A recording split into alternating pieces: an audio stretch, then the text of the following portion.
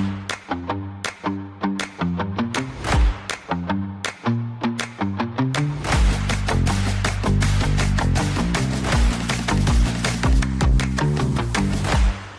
everyone, I'm Sophie Milburn, editor of the MSP Channel Insights portfolio, and today I'm joined by Tim from Cynomi. So before we start, could you introduce yourself and tell us a little bit about Cynomi as a company? Yeah. So my name is Tim Coach. I am the Chief Evangelist of Community and Channel for Cynomi. Pretty big title, right? Basically, what that means is I spent, 20 years in the industry rebuilding MSPs, consulting with MSPs, and then I don't know, about 5 years ago, I jumped over onto the vendor side and then started representing various startup companies as they're coming in the channel. About 2 years ago, I met just David, the owner, on just kind of a whim. And we got to doing some work together. And he's like, "Hey, won't you come on and represent the company?" And so I did it at that time. And Sonomi at that time was this, we were pushing really this vCISO platform. It was like, how do we make the CISO more efficient? Because the problem is CISOs by nature of their job are inefficient, right? And other people can't help them out. They can't really delegate tasks anywhere. They just have always had to do it. The other thing that really struck out to me is we actually have like this awesome dashboard that shows you where your security posture is. And those were really exciting things to me because I remember back in my MSP days that one, even today, you can't actually see where your security posture sets. So it was Mhm. really interesting to me see that. Two, there was no such thing as a gap analysis other than, a high-end engineer, somebody looking at that. So that was interesting that now all of a sudden, not only could I know and see where my security posture of my clients were, but now I could actually analyze them and help them get to where they need to be. And then over the last 2 years, there's just been so much development. I mean, we recently released our AI agents, right? We're now talking about, instead of necessarily talking about it's a vCISO product, we're saying it's got the CISO level intelligence built into the product. So now the CISOs are able to delegate work to a different labor piece of the company, right? So there's just a ton going on with the company.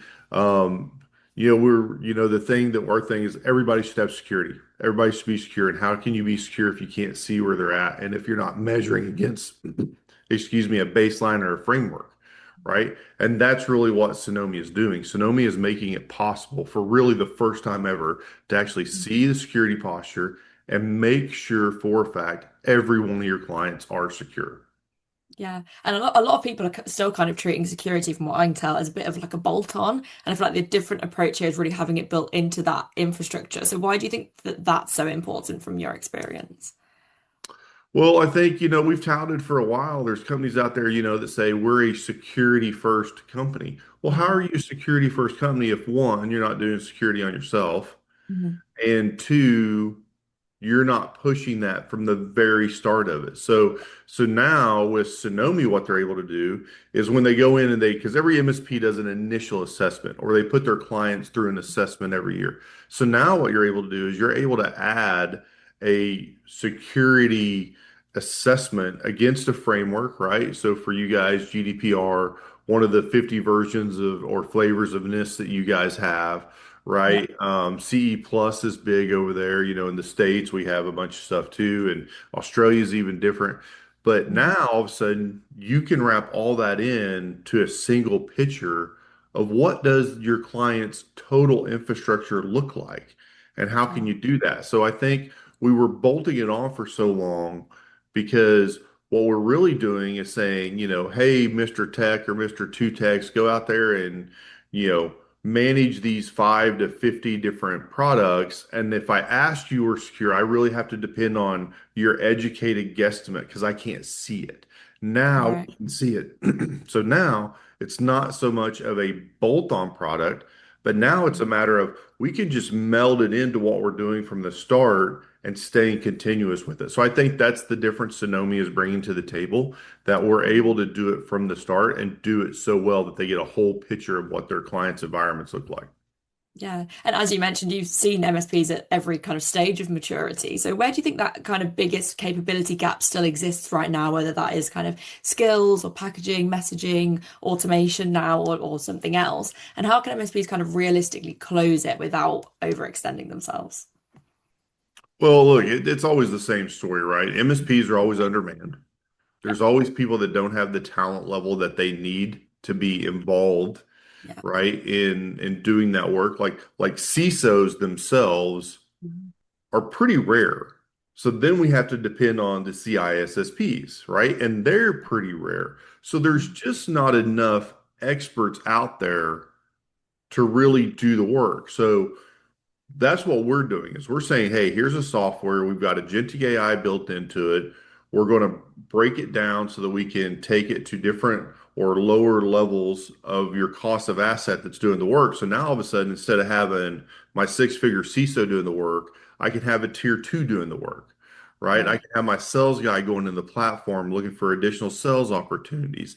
I can be like, okay, well, we're going to baseline everybody on CE plus. How do I get my dispatcher to go in and make sure that we're doing all that, right? So now we really have the ability to do that. And I think that's the biggest change that we're making is we're taking what used to be a very limited ability of people and we're spreading that now across the MSP so that Right. they can do that, right? And it's really giving them the ability to do more with less and not burn them out in the process. Yeah, and as somebody that is very deeply kind of embedded in the MSP community, I do feel like I see you popping up all the time. What kind of themes are you hearing repeatedly right now, other than kind of what everyone seems to be harping on? Oh, so over here in the States, everybody's harping on CMMC Right. um, because it's a big governmental framework. There's a bunch of stuff to it. Everybody wants to get into those kind of municipalities and manufacturing and that kind of stuff because it's a great market, right? But it's also one of those things where regulations from all of our countries are coming down heavier and heavier. And it's like, okay, well, we can manage to test, which is what we've done traditionally with security in general, is we've said, okay, well, here's GDPR or here's, HIPAA or PCI or whatever the scenario is. Now, Yeah. what we're able to do is we're able to say, okay, I'm going to take that framework and I'm going to manage my security to that framework. So I'm Yeah. always going to be secure and I'm just compliant by default. So now it's not this whole like, oh my God, I'm under all this pressure for the last 30 days to get this thing done. I can now actively manage it, making those security frameworks my baseline for security. Yeah. Do you think that sometimes maybe having that compliance baseline acts as almost a level of assurance that people are using as something that's not actually helping them, rather it might be hindering them rather than helping them? I think so because I don't think like compliance in the past, whether you're talking about hitting something lower level or you're talking about hitting something higher level, right, has always been a how fast can we get to this test? Right. Or how much do I have to pay for this test, right? It's a burden to the MSP and to the business because they have to pay for this, right? And a lot Mhm. of times what happens in the MSP is you get a call from Mr. Client or Mrs. Client and they say, hey, I've got to have this level of compliance in the next 30 days or 90 days or whatever it is. And then all of a sudden you're in freak out mode. They're paying more. Your engineers are stressed out. Everybody is at a higher level of urgency because all of a sudden we got to shove this in. Now all of a sudden we don't have to do that. We can say, here's all the regulations in the framework. Here's all the tasks. We can manage out to those. And the other thing that I really love about it is now all of a sudden we can help them budget because a lot of these projects are not a $5,000 project, right? Or a 5,000 pound project. They're really much larger. So a lot of companies can't afford to just on a whim write a check for $50,000 or $100,000. So now all of a sudden we have the ability to go in and plan and say, okay, we're going to attack this quarter over quarter so it really fits into your budget and we're not stressing everybody out within 30 days to make this one thing that nobody knew anything about until you guys decided to do it, or we said it was important for you to do. Yeah, yeah, that's so true. They've been told it's important, then I've just scrambled to try and sort it. But like you said, you've worked on both kind of the MSP and the vendor side of the channel. So from your perspective, what does genuinely effective vendor support look like in 2026 and beyond? Like I can even go back further than that. So at one point, I actually was the client, right? So I've kind of gone through all phases of this. I Mm-hmm. can tell you the highest level of importance on any of this is your relationship, right? And speaking their language. Like as techs, as nerds, we get Mm-hmm. really wrapped up in the bits and the bobs, and these The are the things that acronyms. we love. Yeah. But businesses don't. They don't care about IT. They want it to be a utility, right? They want it to be like the lights. They want to come in, turn it on, they want to turn it off. They never Mhm. want to have a problem with it, right? That's what they expect. And the problem is until we as an MSP go in and have that relationship with them and understand how they function as a business and then tailor the services to them. Now that's a conflict a bit, right? Because as an MSP, we try to standardize as much as possible, right? Because that's how we see our efficiencies. Mhm. But the trick is you can actually do that in the stack that you're using. The secret sauce behind it is your client doesn't care. Have a relationship to them. Figure out what's important. Figure out how they make money and support that. And that takes in-depth discussions with them. You can't just go in and say, okay, well, they take care of, it's a pediatrician. They take care of children. Okay, how they take care of children? What systems are they using? How are they uploading data? What's their medical software? How do they do prescriptions? Like, I had a conversation here a while back with a guy that they failed their review for their client because what ended up failing was their Wi-Fi wasn't good Right. and the administrative staff wasn't able to upload TikToks. And what it ended up being was their administrative task is TikToks because it helps them with their social media, Right.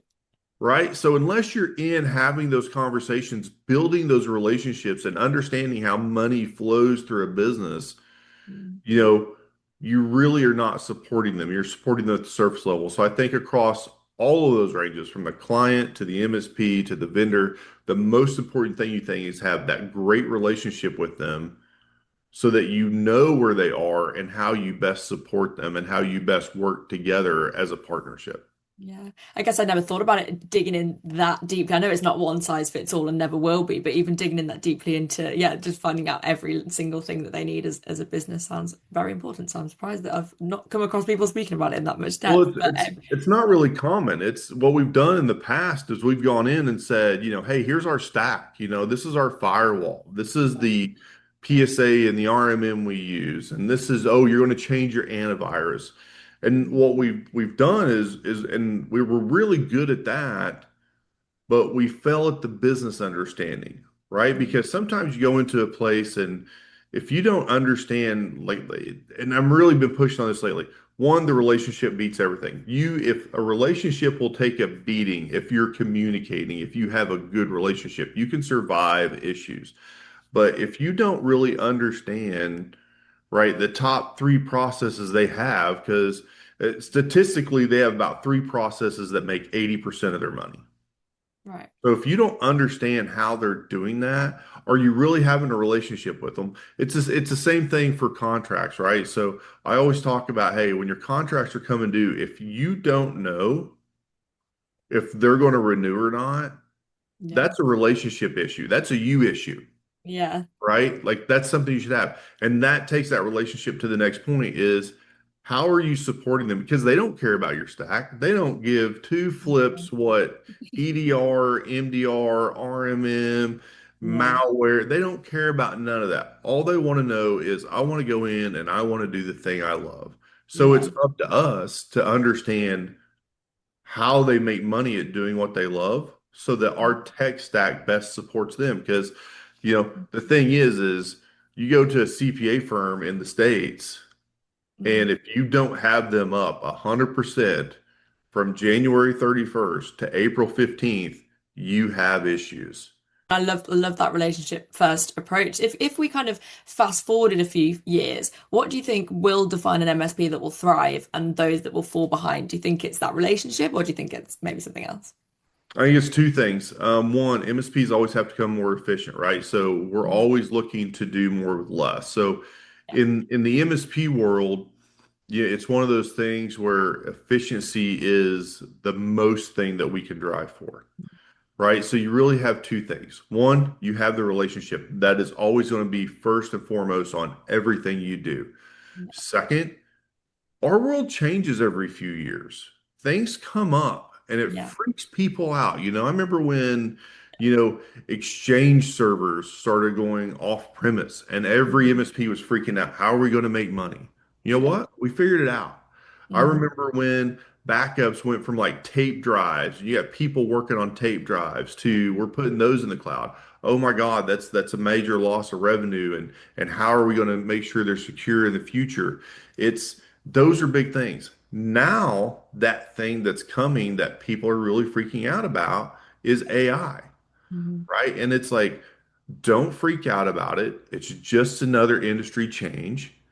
It's not replacing people, it's making the people you have more efficient, right? So, like in the old days, at an MSP, one of the big things was if every tech is supporting 350 nodes or endpoints, then you've really hit a sweet spot in your support level. With Yeah. AI, we can now crank that up because there's tools out there that will automatically remediate tickets that come in, right? So as we're seeing this new agentic phase come in, it's going to be extremely important for the MSPs to be adopting AI early. They need to be doing it now. Now we are in a bit of a almost a start over, if you will, because we were all in AI and everybody's like, oh my God, what IP is people putting in these LLMs and what are they, you know, basically leaking data into these things they don't control. And we were kind of getting that under control. And now all Yeah. of a sudden we've come up with agentic AI and there's tools like, Gemini and Copilot and Claude and all these other things. And people are just starting to feed data in there to be more efficient. And they're not really looking at the security aspect of it. So I Yeah. think we're going to see security become easier because now tools and solutions are becoming more efficient to help them to become easier. We're Yeah. definitely going to see more regulation, but I think in the end, what we're looking at a year from now, 2 years from now, is the continual adoption of AI. Mhm.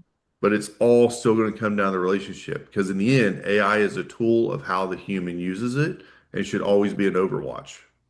Yeah, I hope that is the case, and I hope it's not replacing all of us. Like you said, that personal touch and those people is what is most important. But honestly, I feel like I could sit and talk about this all day, but I won't take up any more of your time. So thank you so much for being here. Thanks for having me on.